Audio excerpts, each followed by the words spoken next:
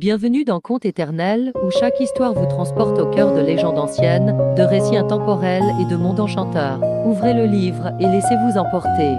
Un pauvre menuisier découvre une table magique qui, sur commande, se couvre de mets délicieux. Grâce à cette table, il ne souffre plus jamais de la faim.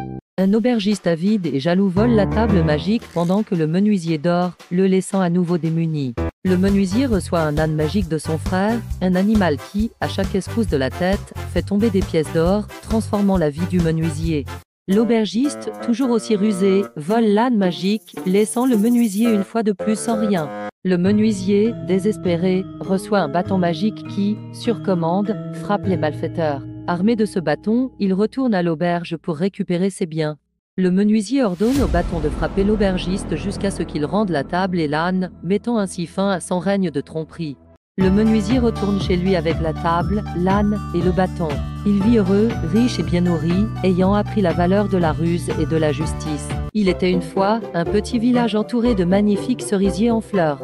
Une jeune femme mystérieuse, vêtue de blanc, apparaît sous un cerisier, tenant une fleur dans ses mains, son regard tourné vers le ciel.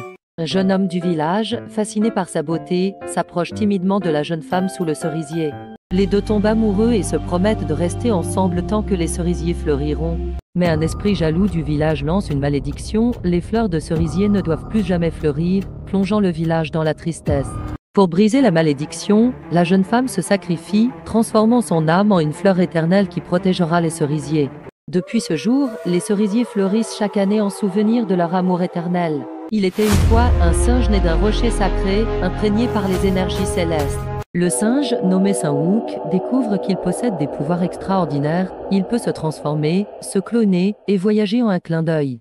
Devenu arrogant, Saint-Wook défie les dieux et les esprits, cherchant à prouver qu'il est invincible. Pour stopper sa rébellion, Bouddha l'emprisonne sous une montagne pendant 500 ans, une leçon d'humilité. Libéré pour se racheter, Saint-Wook rejoint le moine Tang-Sens dans une quête pour récupérer des écritures sacrées. Tout au long de leur périple, Saint-Wook protège le moine avec bravoure, affrontant de nombreux démons. Après de nombreuses épreuves, Saint-Wook trouve la sagesse et la paix, devenant un protecteur légendaire. Il était une fois un vieux coupeur de bambou qui trouva une petite princesse à l'intérieur d'une tige de bambou. Il la prit comme sa fille. Il éleva la princesse Kaguya avec amour. Rapidement, elle devint d'une beauté incomparable, attirant l'attention de tout le village. Sa beauté attira des princes et même l'empereur, qui vinrent demander sa main. Kaguya leur imposa des épreuves impossibles. Un soir, Kaguya révéla à ses parents adoptifs qu'elle venait de la Lune et que son séjour sur Terre touchait à sa fin.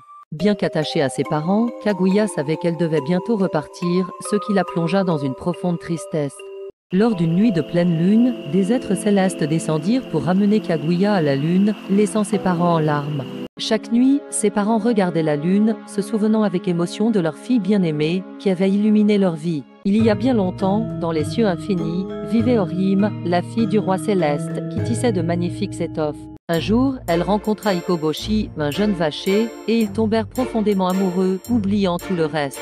Mais leur amour distrayait Orim de son travail, ce qui mit en colère le roi céleste, qui les sépara, les plaçant chacun d'un côté de la voie lactée.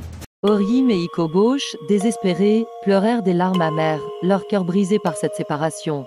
Touchés par leur tristesse, le roi céleste leur permit de se retrouver une fois par an, lorsque les pies formaient un pont de leurs ailes à travers la voie lactée.